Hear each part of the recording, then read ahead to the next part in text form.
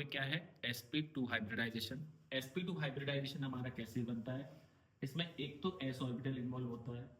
ये स्फेरिकल क्यों बना है, क्योंकि s का शेप कैसा होता है, स्फेरिकल। और दो इन्वॉल्व होते हैं हमारे कौन से, p ऑर्बिटल। कौन से इन्वॉल्व होंगे, तो हमारे p ऑर्बिटल, ठीक है ना। p में तीन होते हैं, px, py और pz, ठीक है। इसमें आपका pz वाला इन्वॉल्व नहीं होता। एक s, ये वाला p और ये वाला भी क्या हो गया, p, तो टोटल कितना हो गया हमारा sp2। ज्योमेट्री की अगर बात करें तो ज्योमेट्री क्या होती है इसकी, ट्राइगोनल प्लेनल, और एंगल होता है इसका 120 डिग्रीज, ठीक है। अब अगर इसको एक एग्जांपल से समझे हम लोग, तो BF3, अच्छा इसमें टोटल हाइब्रिड ऑर्बिटल कितने हैं, 1 2 3। तो इस प्रकार का इसका डायग्राम कुछ बनता है हमारा, 1 2 और 3। इस प्रकार का कुछ डायग्राम बनता है हमारा किसका, sp2 हाइब्रिडाइजेशन का। उसके बाद देखिए BF3 की बात करते हैं। लास्ट हमने जब sp3 हाइब्रिडाइजेशन पढ़ा था, उसमें मैंने बताया था कि हाइब्रिडाइजेशन जो है, ओवरलैपिंग जो है, ये सिर्फ जो है ना इन्वॉल्व होती है हमारी किसमें, पार्शियली फिल्ड ऑर्बिटल्स में। सबसे पहले बोरोन की आप इलेक्ट्रॉनिक कॉन्फ़िगरेशन लिखेंगे, 5 पे आता है, 1s2 2s2 और 2p1। ये फुली फिल्ड है, ये फुली फिल्ड है, ये पार्शियली फिल्ड तो है, लेकिन इसके पास सफिशिएंट अमाउंट में इलेक्ट्रॉन्स नहीं है ओवरलैपिंग करने के लिए। 3 फ्लोरीन है, तो हमें इस प्रकार से इसको एक्साइट करना पड़ेगा कि जो फ्लोरीन है हमारा वो क्या हो जाए, इसमें ओवरलैप कर जाए। यानी कि ये तो इन्वॉल्व हो ही नहीं सकता कभी, क्योंकि ये किसका है, हमारा हीलियम का है। किसका है ये, हीलियम। इसको एक्साइटेड अगर हम लोग करेंगे तो यहाँ पर ये सेम रहेगा, हीलियम रहेगा। ये हमारा क्या हो जाएगा, 1, ये एक आगे चला जाएगा, है ना, और ये हो जाएगा 1 2, तो ये 2s हो गया, और ये क्या हो गया 2p।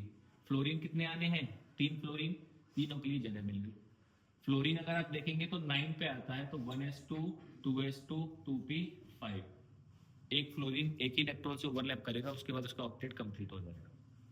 उसके बाद अगर आप देखेंगे इसमें, अगर पूरे BF3 का हम लोग हाइब्रिडाइजेशन दिखाएं, तो ये हो जाएगा हमारे यहाँ पे 2s, और यहाँ पे हमारे पास क्या है 2p।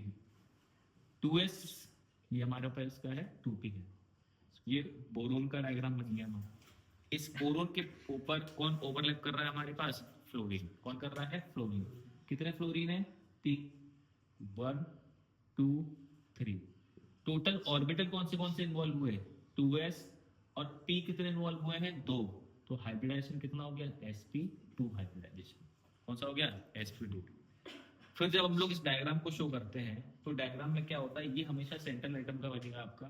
सेंट्रल एटम में 3 इन्वॉल्व हो रहे हैं, 2 p और एक s। तो ये रहे बोरोन में 1 इलेक्ट्रॉन, 2 इलेक्ट्रॉन, 3 इलेक्ट्रॉन। अब इन 3 ऑर्बिटल्स पे कौन ओवरलैप करेगा, फ्लोरीन करेगा। कौन ओवरलैप करेगा, फ्लोरीन। फ्लोरीन में लास्ट इलेक्ट्रॉन कौन सा ऑर्बिटल में लाई कर रहा है, p ऑर्बिटल। कौन से ऑर्बिटल में लाई कर रहा है, p। p की शेप क्या होती है, डबल या डबल डबल, डबल। तो यहाँ पर हम लोग क्या शो करेंगे, डबल शेप शो करेंगे इस तरह, 1 2 3। इसमें हमारे किसके इलेक्ट्रॉन्स आ गए हैं, फ्लोरीन के, फ्लोरीन के, फ्लोरीन के, फ्लोरीन। और ये किसके लिख दिया मैंने, बोरोन, बोरोन और बोरोन। इस प्रकार हमारा हो जाता है sp2 हाइब्रिडाइजेशन, ठीक है।